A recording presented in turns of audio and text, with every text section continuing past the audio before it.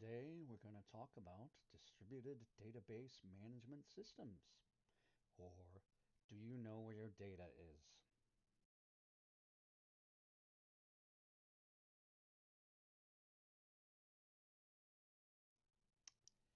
What is a DDBMS, or a distributed database management system? It's a system where the physical databases where your data is stored are in different places on the network. The whole goal is for the user to not notice that their data is spread over networks. It all appears to be a single system to them.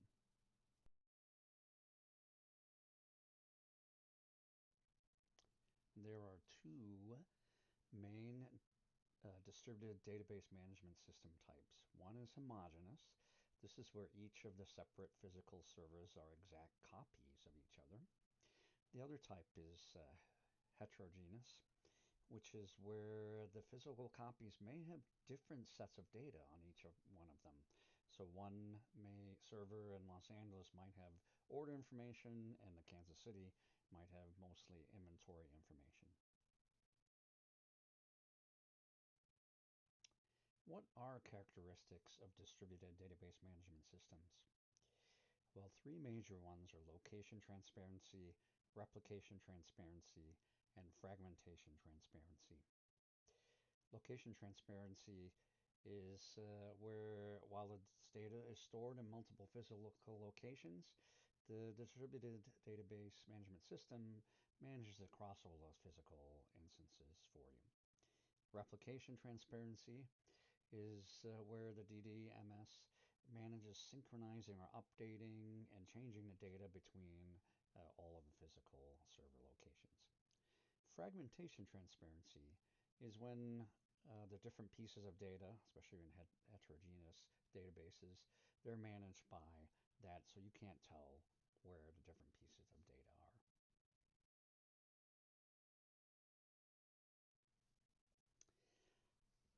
As an example of why you would want a distributed database, while I was working at TDS and Charter Communications, the data on channels, TV channels, cable channels, and content is something that each customer in their home wants to be able to see very quickly and rapidly.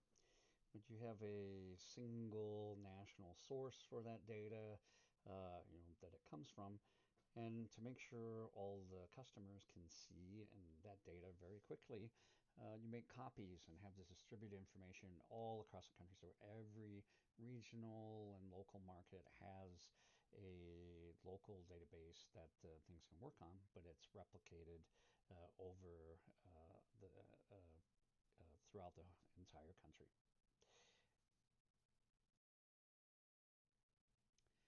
What are some key factors in determining why to use a distributed database management system?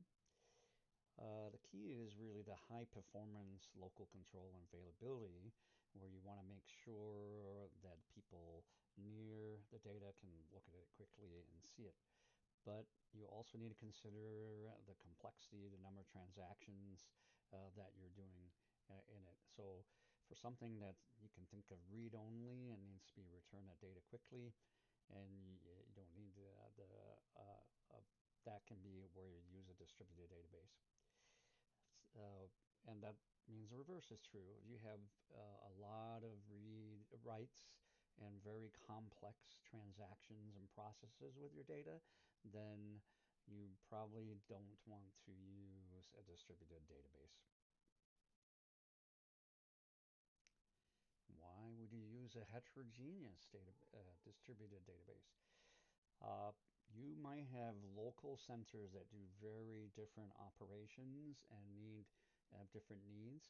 So imagine you have a Los Angeles order entry system and a Kansas City inventory and warehouse center. And in Los Angeles, they're going to want to create and update and process orders and do the majority of the work there. But they may only need to look and see the Kansas City inventory. In Kansas City, where you have the warehousing and the inventory, you want to have your inventory management data and features where the high performance and a lot of transactions there. And they may just need to look at some of the Los Angeles orders for matching. So this is a case where you may want to tune your system to have different data in these servers locally. Dates, rules on hardware independence, operating systems, network, database. While a lot of things have been standards and improved over time, there's always specific implementations of standards that conflict. So you're not always going to be perfect, but we're getting there. I'll give an example. ANSI SQL 92, way back in the previous millennium, in Oracle, DB2, and SQL Server, you could take the syntax for Oracle, which was T-SQL, and write a simple query, and it would not work in DB2 or SQL Server because the syntax was slightly different, and you couldn't switch between all of them. Another example to think about today is even within browsers, Safari, Opera, Edge, Chrome, there's actually different implementations of HTML5 standards. That means it's difficult to get things to work exactly the same way. I searched for distributed databases that would meet all of the rules of DATE's 12 rules of distributed database management systems. ScyllaDB was one I think was pretty good and met most of them. It's highly distributed. It follows rules 2 through 8. It can be installed on all different kinds of servers and in cloud services. Has heterogeneous. It can be database independent. There is one thing to look at that, it can be configured to have a lot of local autonomy, but it is predominantly set to be very widely distributed and administered.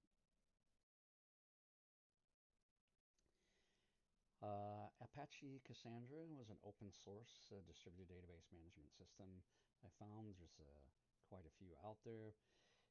Key feature, it's used mainly for distributed high volume non-relational data.